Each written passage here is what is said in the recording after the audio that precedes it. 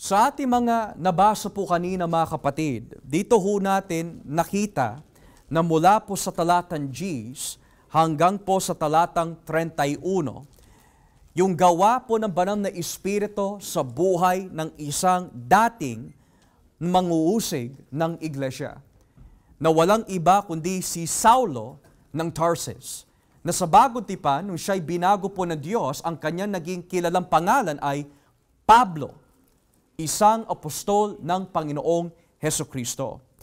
Sa ating huling pag-aaral last Sunday, napag-aralan po natin kung ano po ang dahilan at layunin po ng Diyos kung bakit po siya nagliligtas ng mga kaluluwa. Hindi po siya nagliligtas ng mga kaluluwa upang umupo lamang at makinig tuwing linggo. Hindi po siya nagligtas ng mga tao upang lang mapatawad ang kanilang mga kasalanan o upang sila po ay mabigyan ng panibagong buhay at mga iba-ibang klase mga uri ng pagpapala mula po sa Diyos. Kundi ang layunin at rason din kung bakit po ang Diyos ay nagliligtas ay upang gawin po tayo bilang mga manggagawa. Yan po ang ating napag-aralan last Sunday. To this reason, sabi po na ating Panginoong Hesukristo, ipanalangin po natin mula sa Diyos Ama na magsugo po siya ng mga marami pang mga manggagawa upang anihin yung mga tao dito po sa mundo. Sapagkat napakarami po mga tao na dapat anihin, mahikayat, patungo po sa Panginoong Hesukristo. Pero iilan lamang po ang mga manggagawa. Marami ho maaari ang puwapasok sa simbahan, pero iilan lang ang mga manggagawa. Marami nagsasabi sila ay mga Kristiyano, pero sa puso, iilan lang ang mga manggagawa. Kaya yan ho ang ating tinalakay last Sunday, na bilang iglesia, hindi ho tayo pinatawad po ng Diyos, hindi po tayo niligtas lamang ng Diyos, hindi lang po tayo binago ng Diyos na ganun lang. Pero ang rason at dahilan kung bakit po tayo binago, pinatawad, iniligtas ni Kristo, is that one day tayo po ay gagawin po niya bilang mga manggagawa. Dahil ang pinakamataas na pribileyo, ang pinakamataas na tungkulin, ang pinakamataas na tawag na pwede tanggapin ng isang tao ay hindi po na maging mayaman dito po sa mundo. Hindi upang po maging kilalang kilala dito sa mundo at maging sikat dito sa mundo. Kundi tawagin po tayo bilang mga alipin at manggagawa ng Panginoong Hesukristo. Kaukonti lamang maaari ang ating kaalaman sa Biblia para sa iba. O hindi man po tayo magagaling o mahuhusay na magsalita o magbigkas ng mga teksto mula po sa salita ng Diyos. Pero yung tawagin po tayo mga alipin at manggagawa ni Hesukristo, yan po ang pinakamataas na tawag na pwede po makamtam ng isang tao na binigyan po ng biyaya ni Yahweh. So ngayon, dahil yun po ang ating napag-aralan last Sunday, ano naman po ang koneksyon po noon sa ating pag-aaralan po nitong hapon? At bakit po natuon ang ating pansin sa dating buhay ni Pablo nung siya po ay dating mangungusig ng iglesia o isang tagapag-usig ng iglesia? Well, bago po natin alamin yung mga bagay na yan, maaari ho natin tanungin, sino po ba itong Saulo of Tarsus? Well, kung sisimulan po natin dito sa Aklat ng Mga Gawa, Kapitulo 8, makikita ho natin na si Saulo ng Tarsus ang naging responsible sa pagkamatay ni Stephen, yung mga sinuunang deacon ng iglesia. Dito ho tayo sa Gawa, Kapitulo 8, at simulan po natin dito sa talatang 58. Gawa, Kapitulo 8, o Gawa, Kapitulo 7 pala, Gawa, Kapitulo 7, talatang 58. Acts chapter 7, beginning at verse 58. Ang sabi po ng Biblia, kinalatkad nila si Esteban or Stephen palabas ng lungsod at binato. Hinubad ng mga saksing laban kay Esteban ang kanilang balalbal at iniwan sa isang binatang ang pangalan ay Saulo. So dito, nakikita po natin ang pinakaunang instance ng pagkabanggit ng pangalan ni Saulo of Tarsus. Siya po ay isa sa mga ilang promotor upang patayin si Esteban. Dahil si Esteban po, ayon po sa Gawa Kapitulo 6 at 7, siya po yung mga sinuunang dikon, tagapaglingkod ng iglesia, na inatasan po ng mga apostol sa tulong po ng Espiritu Santo upang mapaglingkuran ang simbahan ng Panginoong Hesus sa paraan po ng pag-aasikaso sa mga ulila na walang makain dahil sila po ay napapabayaan. Pero dahil po si Esteban ay isang malakas na lingkod ng Diyos, isang lingkod ng Diyos na alam po niya ang kasulatan at nangangaral bilang alipin ni Kristo, ang sabi po ng Biblia, siya po ay kinaladkad, hinuli ng mga reliyosong Hudyo dahil ipinapangaral po niya si Hesukristo. At ayon po dito sa talatang 58, ang naging main promotor kung bakit po hinuli si Esteban at binato hanggang siya'y mamatay ay walang iba kundi si Saulo of Tarsus. Now, kung pag-aaralan po natin ang buhay ni Saulo, siya po ay masasabi po natin isang matalinong Hudyo. Alam po niya ang kasulatan. Alam po niya ang Torah. Alam po niya ang, kung tawagin po, Tanakh, yung Hebrew Bible of the Old Testament. Alam na alam po niya ang kasulatan. And it is also known in tradition that kung ikaw ay magiging isang rabbi o tagapagturo ng mga Hudyo, you have to memorize multiple scriptures. You have to memorize the tradition of the Jews. Talagang memorize 100%. At dahil po dito, it is said that pagkatapos po mamatay sana si Gamaliel, ang magpapatuloy po ng Pharisean religion at sect ay walang iba kundi itong Saulo of Tarsus. Pero dahil po may nangyari kay Saulo, hindi natuloy ang kanyang plano. At ano po ang kanyang plano laban sa iglesia? Basahin naman po natin ang Acts chapter 9 at dito po tayo sa talatang 1. Acts chapter 9, talatang 1. Ito po ang nangyari. Patuloy pa rin ang pagbabanta ni Saulo sa buhay ng mga tagasunod ng Panginoon. Pinuntahan pa niya ang punong pare at humingi ng mga sulat na ipapakita niya sa mga sambahan ng mga Hudyo sa Damascus bilang katibayan na binibigyan siya ng kapangyarihang hulihin at dalhin sa Jerusalem ang sino man makakita niya roon na sumusunod sa pamamaraan ni Jesus, lalaki man ito o babae. So dito, kitang-kita ho natin, we would think and see na akala ho natin magbabago si Saulo. Siya ang naging promotor kung bakit namatay si Esteban. Esteban was stoned to death and you would think na siya po ay maaawa sa kanyang ginawa. Pero hindi. Ang sabi ng Biblia, pagkatapos po na mamatay si Esteban, pagkatapos po na inatasan ng mga Hudyo na batuhin si Esteban, nagpatuloy pa rin si Saulo sa kanyang masamang gawain na usigin at huliin ang mga Kristiyano. Pero tignan niyo po ang nangyari sa kanyang plano. Talatang 5. Nang malapit na si Saulo sa lungsod ng Damascus, bigla siyang napalibutan ng nakasilaw na liwanag mula sa langit. Natumba siya at may narinig siyang tinig at nagsasabi, Saulo, Saulo, bakit mo ko inuusig? Sumagot si Saulo, sino po kayo? Sinagot siya ng tinig, ako si Jesus na iyong inuusig. Now let's pause here for a moment. Look at the key words po dito. Ang kumausap kay Saulo ay si Jesus.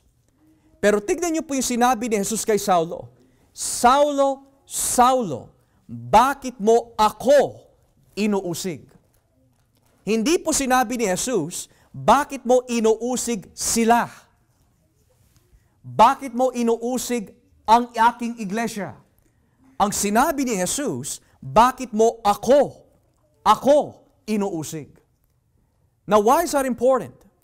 Dahil sa isang banda, totoo na inuusig ni Saulo ang iglesia. Inusig po niya ang mga mananampalataya. Siya ang nagpapatay kay Esteban.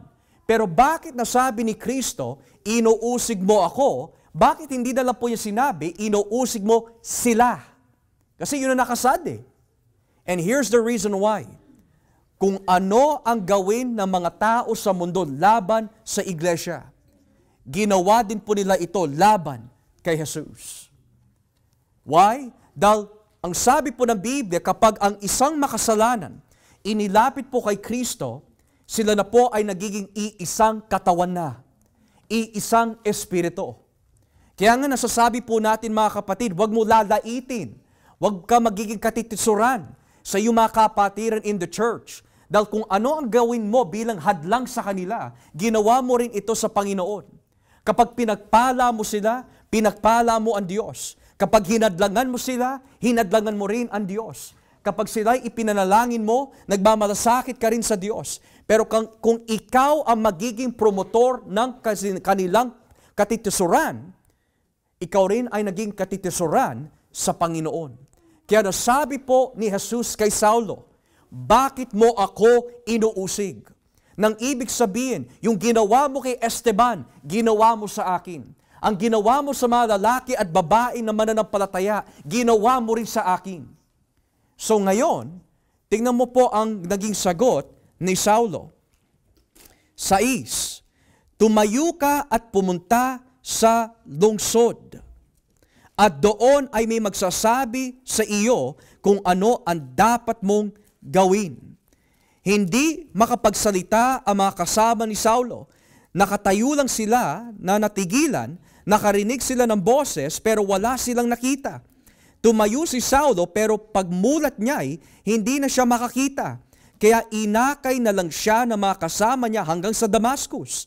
3 araw siyang hindi nakakita at hindi siya kumain o uminom. Now look at yung naging experience ni Saulo. Dahil po sa kapangyarihan po ni Hesukristo, siya po ay nabulag. Na bakit po siya nabulag?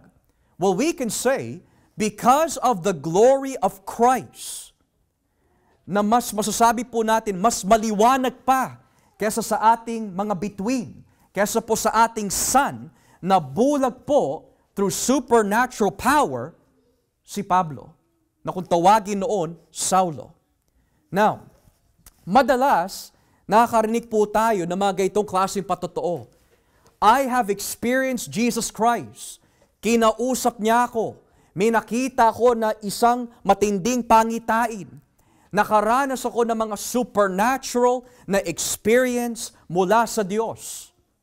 Now, hindi naman ho natin pwede pagdudahan right away ang kanilang mga claims. Pero, it should be tested. Dahil maraming mga tao na napakaganda ang kanilang mga patotoo. Nakita daw nila si Jesus. Nakarinig daw sila ng mga tinig mula sa Diyos. Pero ang katibayan na totoo ang kanilang mga naranasan ay hindi po dahil sa mga kanilang mga nasabi, kundi kung ano ang nangyari sa kanilang buhay pagkatapos. Dahil maraming mga tao nakarinig daw sa Diyos, pero hindi nababago ang kanilang buhay. Maraming taong nakarinig daw kay Kristo, pero pagdating po sa kanilang buhay, hindi nakikita si Kristo. Pero si Saulo ay naiiba. Nakita niya si Jesus. Narinig niya si Jesus. Pero hindi po natapos doon sa experience lamang.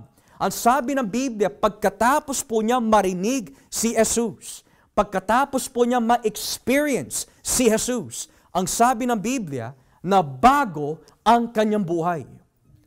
Now, walang pinabagit po dito sa teksto kung ano po yung mga nangyayari in those 3 days.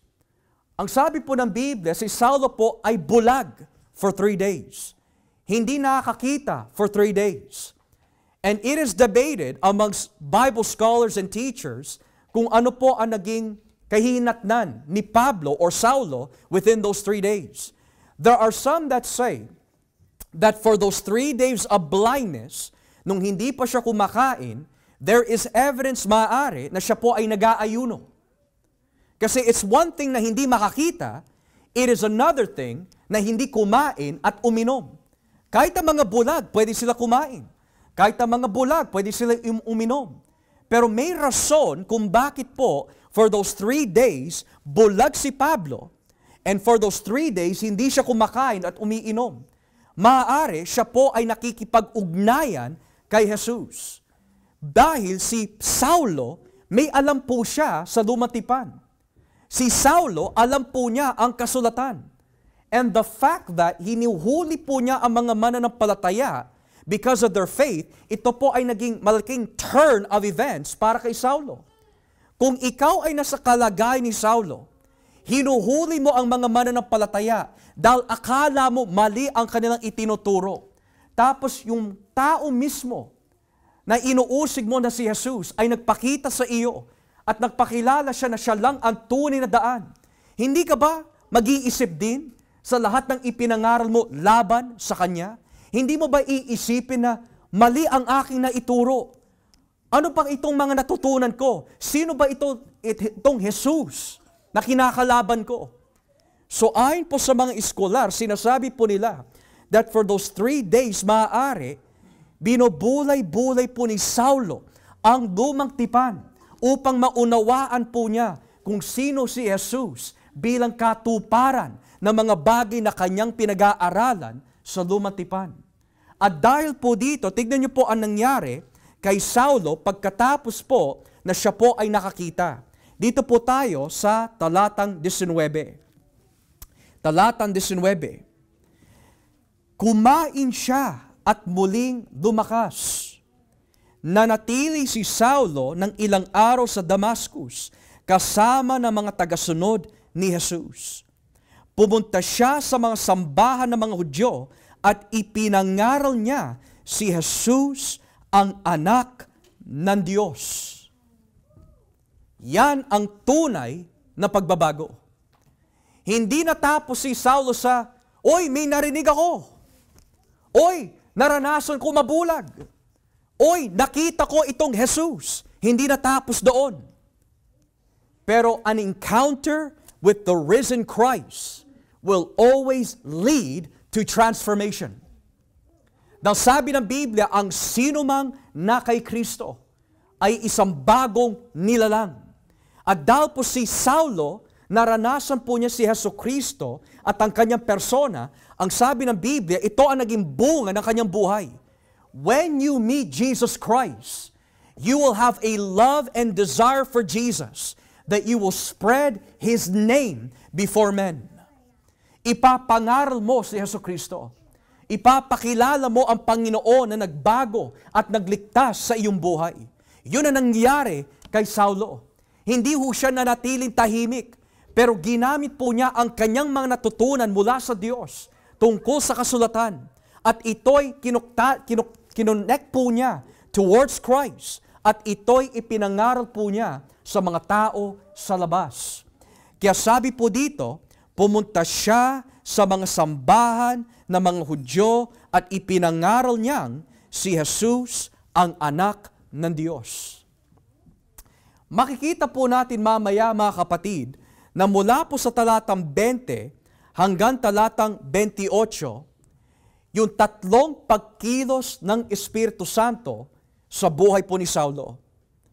One question might be, Pastor, how do I know that Jesus Christ is working in me through the Holy Spirit? Well, number one, there has to be a change. Yun ang nangyari kay Saulo. Hindi po pwede sasabihin mo kilala mo si Jesus, pero hindi na babago ang buhay mo. Sa labas, walang nakakaalam. Pero kung sa loob ng tahanan, kitang-kitang ating pag-uugali na hindi talaga tayo nagbago, sa tao, madadaya mo sila. Ang church, posible, pwede mo dayain. Pero kailanmay, hindi natin pwede dayain ng Diyos. Si Saulo, kilalang-kilala siya ng mga tao. Kaya nga, nung dumalapit si Saulo sa mga kapatiran, pagkatapos po siya mabago, ayaw agad maniwala ang mga kapatiran. Dahil kilala nila yung pagkatao ni Saulo noon. Pero dahil napatunayan po ni Saulo, siya po ay binago ng Diyos sa ganitong paraan. Pinapahayag niya si Kristo bilang anak ng Diyos. There is a transformation that takes place. So how do we know na ang Espiritu Santo ay kumikilos sa ating buhay? Unang-una, binabago niya ang ating pagkatao. At maraming tao sa labas ang nagsasaksi na ikaw nga ay binago. Pwede mo sabihin sa amin, Kristiyano ka, pero ano yung katibayan na Kristiyano ka? Sino ang nagpapatotoo? Kung walang naniniwala sa iyong sambahayan, hindi mo pwede sabihin ikaw ay Kristiyano. Kung walang patotoo sa labas, hindi mo pwede sabihin na ikaw ay Kristiyano. Kailangan may nagpapatotoo na totoo nga na ikaw ay isang mananampalataya. May pagbabago. Yun ang nangyari kay Saulo. Nagpatotoo ang iglesia. Kilala namin itong taong ito. Siya ang umuusig sa iglesia, pero nagulat kami. Kung sino pang umuusig sa iglesia, siya pa yung nangangaral patungkol kay Jesus ng may tapang.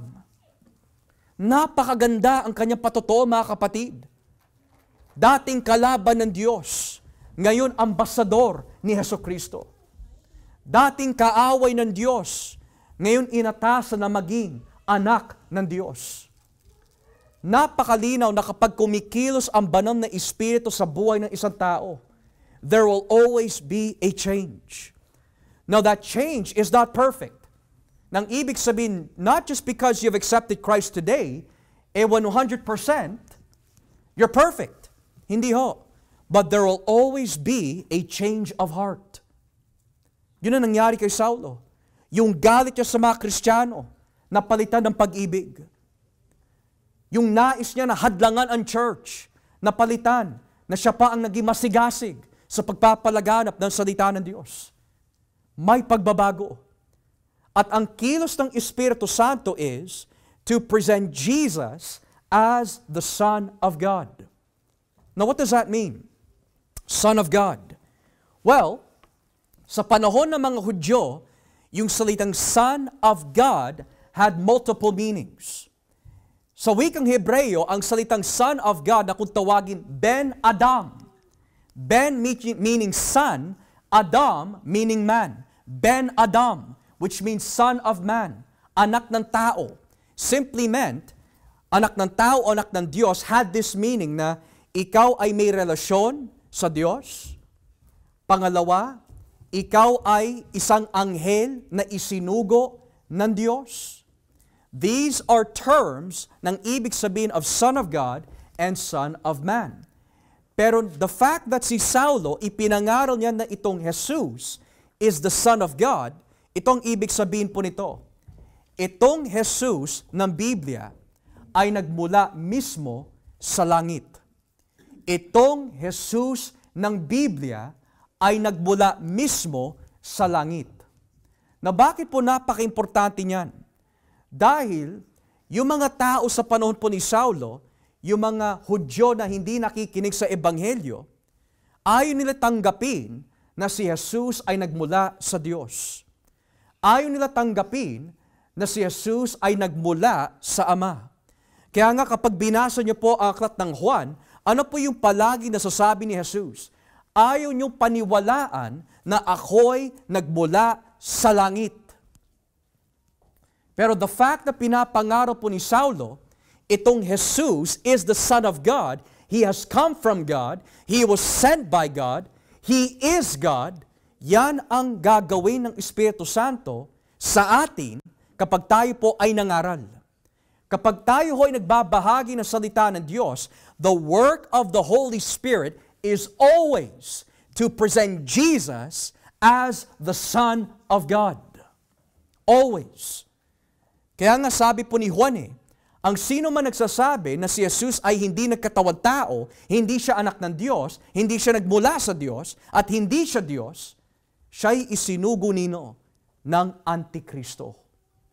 Pero dito nakikita ho natin, when you preach the gospel, you will present Christ as the Son of God.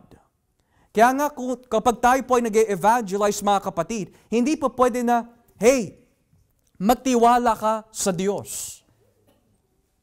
Hindi dapat ganon. Kapag may kinakausap po tayo hindi mananampalataya, you should never tell them, just trust in God. Kasi ito yung uso na evangelism po ngayon. Kapag may nakakausap po tayo na hindi mananampalataya, may pinagdadaanan sila na pagsubok, sasabihin natin, alam mo magtiwala ka na lang sa Diyos. And then tapos na ang usapan. Mali yun.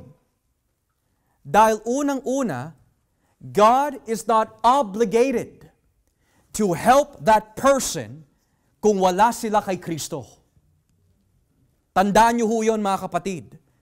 God will not help a person or is He obligated to help anyone kung wala silang relasyon kay Jesus. Now, pwedeng tulungan ng Diyos ang tao na yon because ito ay kasama sa kanyang plano, pero yung sabihin natin bilang evangelism, basta magtiwala ka sa Diyos, mali yun. Bakit ho? Dahil hindi yun ang ginawa ni Kristo sa mga hindi mananampalataya. Lahat ng mga pangako na ipinangako ni Kristo sa bagong tipan ay hindi para sa mga hindi mananampalataya, kundi sa mga tumanggap na sa Kanya. Pero ang ipinangaral ng ating Panginoon sa mga hindi mananampalataya is malinaw. Pagsisihan ninyo ang iyong mga kasalanan sapagkat narito na ang kaharian ng Diyos.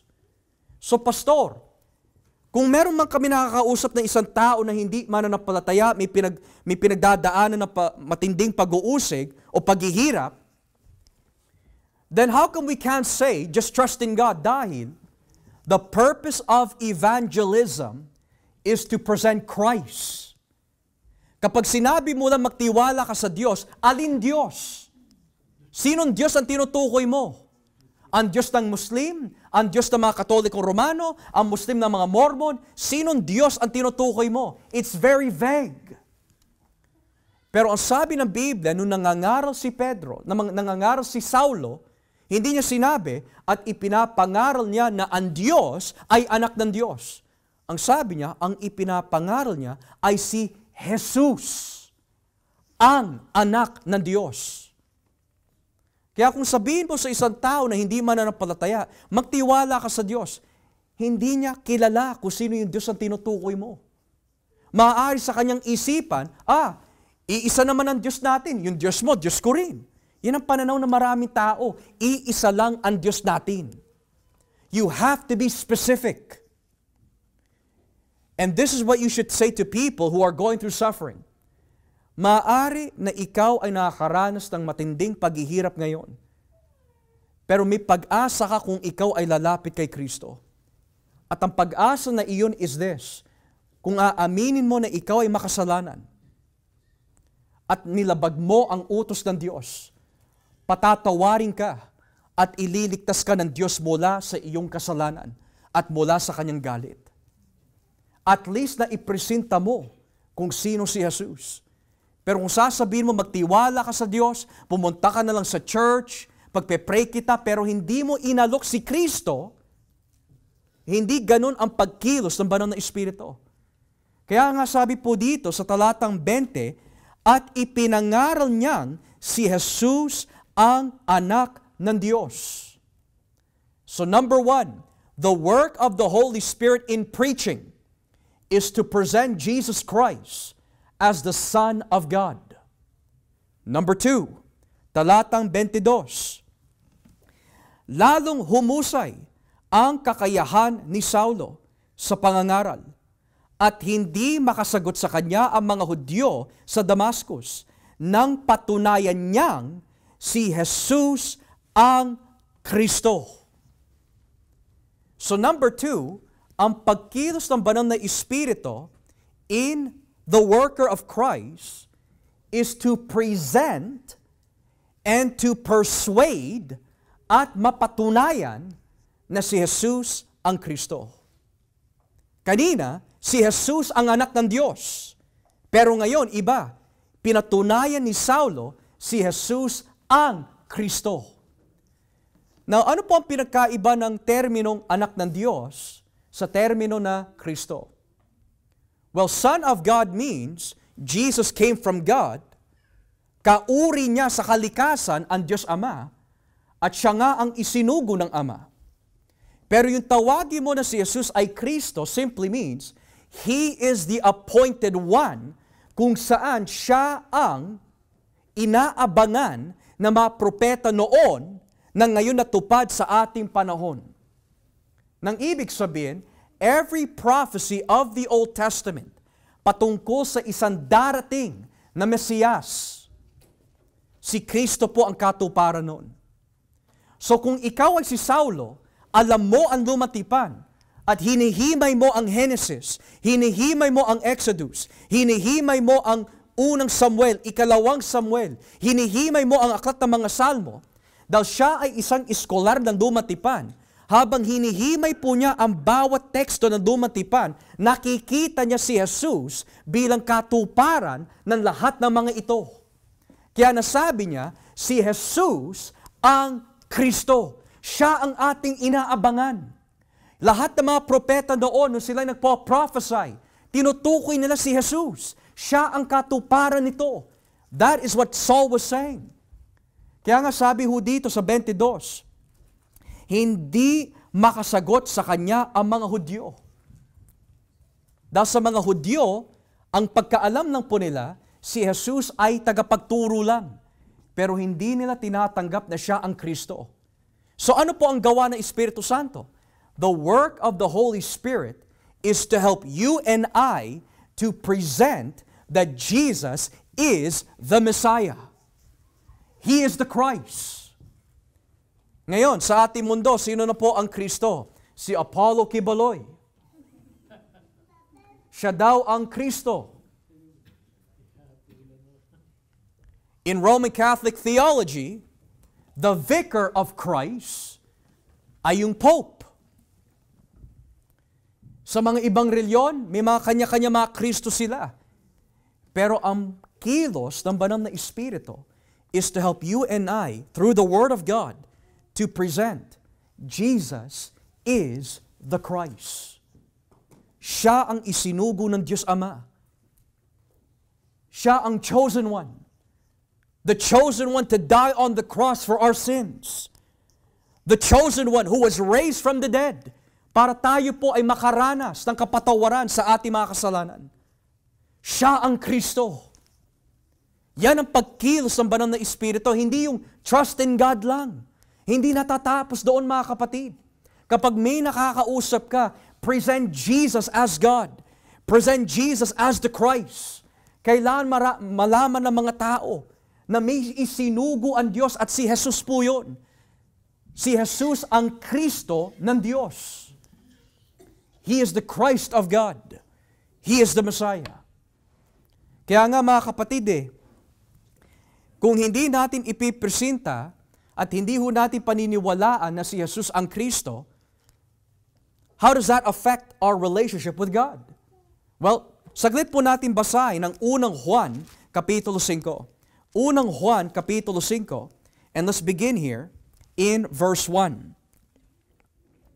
Unang Juan, Kapitulo 5, talatang 1. How does this affect our standing in Christ if we do not present Jesus or believe that Jesus is the Messiah? Unang Juan 5, talatang 1, tignan niyo po nakalagay.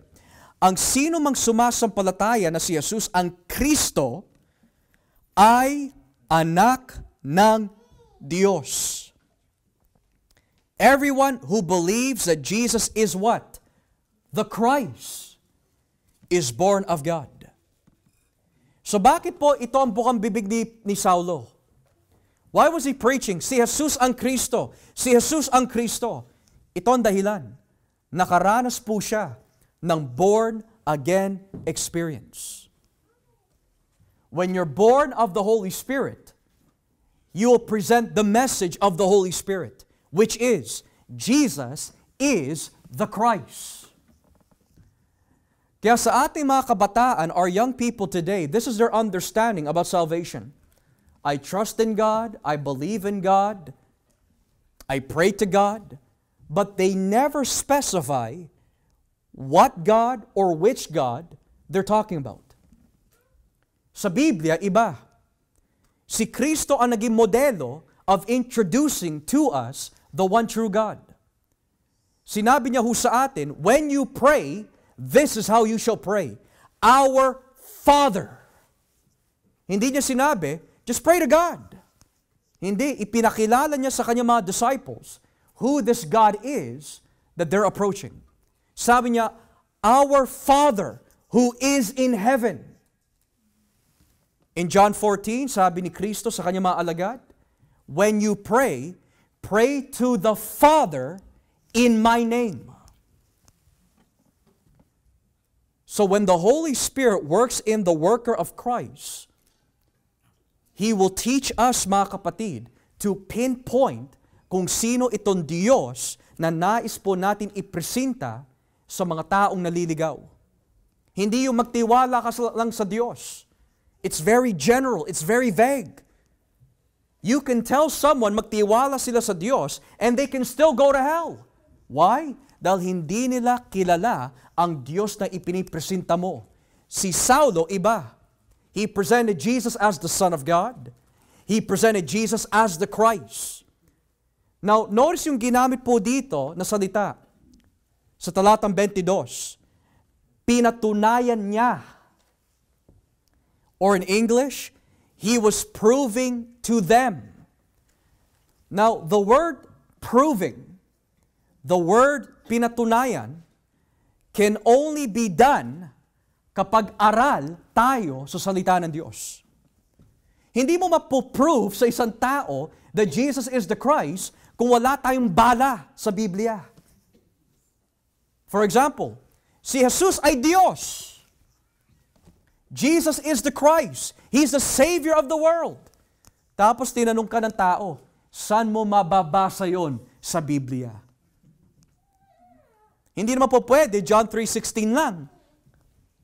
Dahil bagamat John 3:16 ay nagpapahiwatig that Jesus is God because He can save, but it doesn't mention the word God in John 3:16. So where do you go there? From there. Sinasabi mo sa akin, muling nabuhay si Kristo, saan mo mababasa yan sa Biblia? Hindi po pwede, John 3:16 ulit.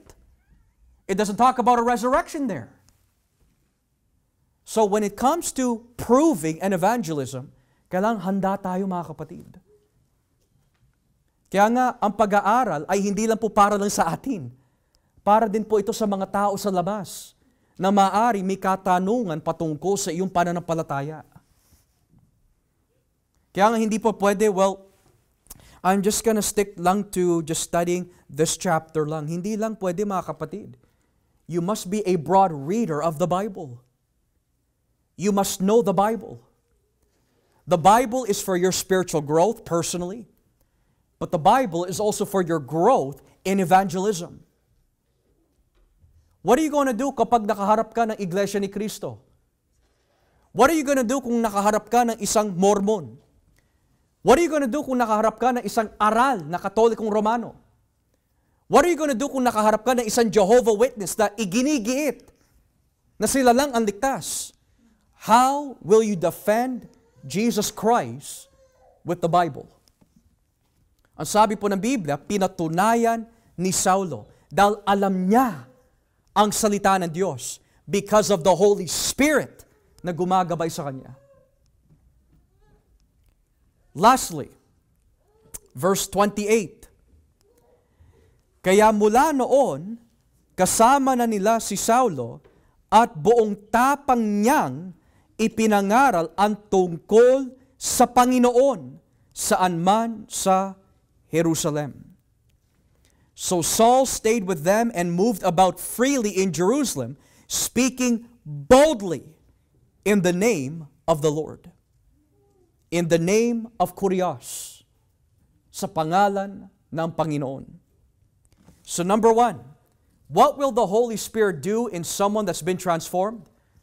Ipapangaral niya that Jesus is the Son of God. Number two, papatunayan po niya through His preaching na si Jesus ang Kristo. Number three, bibigyan ng banal na Espiritu ang isang manggagawa ni Kristo ng tapang na maipangaral kung sino ang Panginoon. Now, the word tapang is important. Minsan kung tatanungin natin, sister, brother, what is your weakness when it comes to sharing? And most of the time, ito'y maririnig po natin. Mahina ang aking loob to share. Or ako'y minsan naduduwag. Or ako minsan hindi ko masabi. I get anxiety. I start to shiver when I'm about to share. Gusto ko sabihin pero wala akong lakas ng loob na sabihin. Ito ang solusyon mga kapatid. Bibigyan po tayo ng tapang ng banal na Espiritu. So when you ask God, Lord, I want to share the gospel, it is normal to be afraid. It is normal to be nervous. It is normal to sometimes have anxiety. Pero, hindi natatapos doon. Kaya ipinadala ang banal na Espiritu. Siya ang tinatawag ng Biblia, tagatulong. Saan ka ba niya matutulungan sa pagpapalagan ng salita ng Diyos? Do you have anxiety? Tutulungan ka ng banal na Espiritu. Wala ka bang tapang? Bibigyan ka ng Espiritu Santo. Wala kang kaalaman? Tuturuan ka ng banal na Espiritu. Kaya isinugo ni Jesucristo at ng Ama ang banal na Espiritu dahil hindi natin kaya na ipagpatuloy ang kanyang ministeryo na wala pong gabay. And that is what happened with Saul. Malakas ang loob niya dati na pumatay ng mga Kristiyano. Pero nung siya'y binago ng Diyos, lumakas ang loob niya na ipresenta si Jesucristo. He will give you boldness, mga kapatid. Kaya nga, ang madalas na encouragement ni Yahweh sa mga lumatipan at propeta at lingkod is this: be of good courage. Be not dismayed, for I, the Lord God, am with you wherever you go.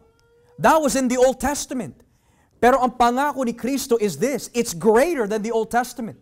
Ang sabi po niya in John 14 and 13, He says, the Holy Spirit is not only with you, but He will be in you forever. Do you know what that means? Nasa trabaho ka man, nasa bahay ka man, nasa labas ka man, kapag inudyukan ka ng Espiritu Santo to share, hindi ka niya pababayaan. Nakakatakot man ang mga itsura ng iyong kausap, ng ibig sabihin, they're intimidating. What if they reject my message? Man, mukhang masungit itong taong ito. Nako, this person really looks like may alam siya.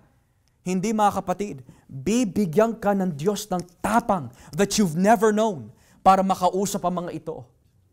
Kaya nga minsan may nagtatanong, Pastor, sa araw na tayo po ay usigin at papatayin na po tayo, kakayanin ko kaya na magtiwala pa kay Jesus? Yes, mga kapatid, dahil kung ikaw ay na kay Kristo, sa oras na iyon, bibigyan ka ng Diyos ng pananampalataya at tapang that you will not renounce Christ. Ngayon, hindi natin masasabi. Pero magkakaalaman on that day. Kaya nga sabi ng ating Panginoon sa mga alagad, huwag mo na i-memorize ang iyong sasabihin. Nang ibig sabihin, huwag ka magdadala ng script, huwag ka magdadala ng nota. Saan ka nakakita nangangaral ka, may binabasa ka doon sa tao. Pero sabi niyo sa mga alagad, huwag ka magdadala ng nota, huwag mo i-memorize yan, dahil sa oras na iyon, tutulungan ka ng banal na Espiritu. Pero ang ibig sabihin po nun is, maghahanda ka din. Hindi ako magbabasa ng Biblia, bahala na si Lord sa akin. Tapos bigkas ka ng talata, mali-mali pala. But you have to be prepared so that on the day of evangelism, in season and out, handa ka. Handa ka. Lahat ho yun, mga kapatid, tungkulin natin. Hindi lang si pastor, hindi lang mga deacon, lahat tayo. Babae, lalaki, we are called as the church to present Christ. Now, kapag may tapang, wala na paligoy-ligoy. Nang ibig sabihin, hindi mo na paiikutin pa. You will lovingly, gently tell them the truth of who Jesus is. That they are sinners. They need Christ. Jesus can save them from the wrath of God. Yan yung tapang na kailangan ng church. At yung tapang na yan ay nagmumula sa Espiritu Santo. Magbibigay po ng napakagandang halimbawa mula sa Aklat ng Mga Gawa. Nung inusig ang iglesia, nung inusig sila Pedro, nung inusig ang mga apostol, ito ang ginawa ng iglesia sa Acts chapter 4. Basahin po natin Aklat ng mga Gawa, Kapitulo 4,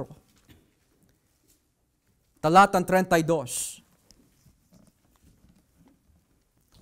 Talatang 27. Acts chapter 4, verse 27. Sabi po dito, natupad na ngayon ang sinabi ninyo noon. Dahil dito, mismo sa Jerusalem, ang mga Hudyo at hindi Hudyo, pati si Haring Herodes at si Gobernador Pilato ay nagkaisang kalabanin ang iyong banal na lingkod na si Jesus, na iyong pinili na maging hari. Sa kanilang ginawa, natupad na ang iyong balak noon, at ito'y nangyari ayon sa iyong kapangyarihan at kalooban. At ngayon, Panginoon, pinagbabantaan nila kami. Tulungan niyo po kami ng iyong mga lingkod na maging matapang sa pangangaral ng iyong salita. Ipakita niyo ang iyong kapangyarihan, loobin niyo sa pamagitan ng kapangyarihan ni Jesus, na iyong banal na lingkod ay magpagaling namin ang mga may sakit at makagawa kami ng mga himala at mga kamanghang-manghang bagay. Pagkatapos nilang manalangin, nayanig ang bahay na kanilang pinagtitipunan. Silang lahat ay napuspos ng banal na Espiritu at buong tapang na nangaral ng salita ng Diyos. Ano po ba ang kapuspusan ng Espiritu? Para sa iba, ito daw ang kapuspusan. Sayaw na sayaw. Wow, ang ganda ng tugtugan dito. Yun daw ay kapuspusan daw ng Espiritu. Para naman sa iba, ang kapuspusan daw, nanginginig daw sila. Naku, binasa ko ang Biblia, nanginginig na ako. Para naman sa iba, ang kapuspusan is, nagsasalita sila ng ibang wika all the time. Pero sa Biblia, ayon po sa konteksto ng Gawa, Kapitulo 4, ito ang kapuspusan ng Espiritu. You are preaching with boldness who Jesus Christ is. Sayaw ka nga na sayaw. Ayaw mo naman ipakilala si Jesus. Hindi ka puspos. Salita ka na salita ng ibang wika. Ayaw mo naman ipresenta si Jesus. Hindi ka puspusan yon. Nanginginig ka. Ayaw mo naman ipresenta si Jesus. Hindi ka puspusan yon. Ang kapuspusan is, nabago ang buhay mo, and now you want to present Christ. Are we born again? Are we filled with the Spirit? Whatever weakness you have with your lips, kung bakit hindi mo masabi si Jesus, Jesus can help you with the Holy Spirit. Yun ang nangyari kay Saulo. He preached that Jesus is the Son of God. He proved and demonstrated Jesus is the Christ. And with boldness, sinabi niya, si Jesus ang Panginoon, which means, kapag sinabi Panginoon, nagmamay-ari sa lahat ng bagay.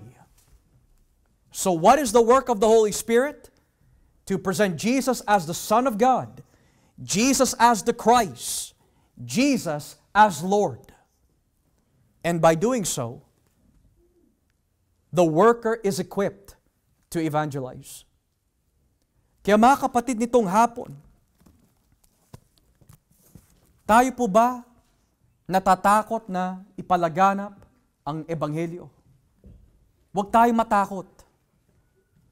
Ito ang encouragement at babala ni Jesus. In Matthew chapter 10, sabi niya, if you will confess me before men, I will confess you before my Father and the holy angels. But if you are ashamed of me before all men, I will be ashamed of you at the coming where I am going to return with my angels. Nang ibig sabihin, ang manggagawa ay nagiging epektibo kapag siya ay puspos ng banal na Espiritu. We need the boldness of the Holy Spirit. We need the knowledge of the Holy Spirit. We need the compassion of souls and for souls by and from the Holy Spirit. Kung wala tayong burden para sa mga kaluluwa, hindi pa natin nakikita ang puso ng Diyos. Kung hindi ka nahahabag sa mga kaluluwang naliligaw, hindi pa natin nakikita ang puso ng Diyos.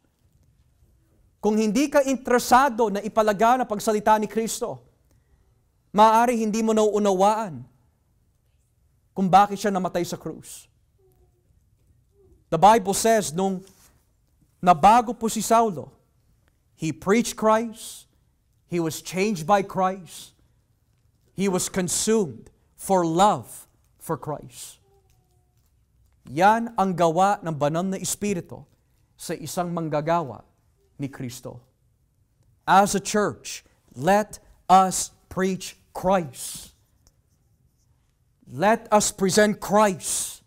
For I am not ashamed of the gospel, for it is the power of God to them who believes.